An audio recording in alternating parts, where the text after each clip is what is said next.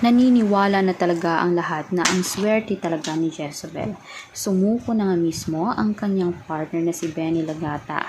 Inaamin niya na conscious siya.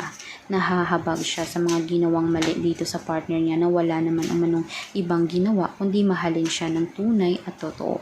Ngayon naman nagsilabasan niya ang mga paninira mismo tungkol kay Jezebel, pero hindi naman umano totoo iyon ayon kay Jezebel. Walang katotohanan iyon dahil alam niya sa puso't isipan niya lahat ginawa niya para mabigyan ng magandang buhay at maging komportable si Benny sa piling niya. Pero gayon naman sa lalaki naman talaga ang may diferensya.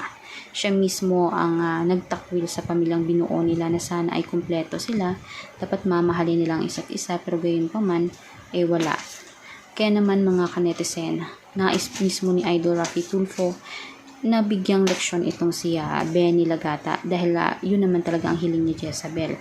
Kung hindi naman babalik sa kanya, ikakasuhan niya at makukulong talaga para naman mabigyan siya ng leksyon na wag na siya sa susunod mong babae, wag na siyang maglaro ng feelings ng babae. Kahit kasal sila ng kabit niya at hindi sila kasal ni Jezebel, ay maaari pa rin siyang makulong. Moral damages ang sinapit ni Jezebel. Nagka-depression at talaga namang akmang umabot sa punto na parang wala na umunang saysay ang buhay niya. Pero gayon pa man, mahal na mahal niyang anak niya kaya dapat siyang lumaban. Kaya anong makukomento niyo dito mga kanetizen? I-komento na sa baba at huwag kalimutan mag-subscribe.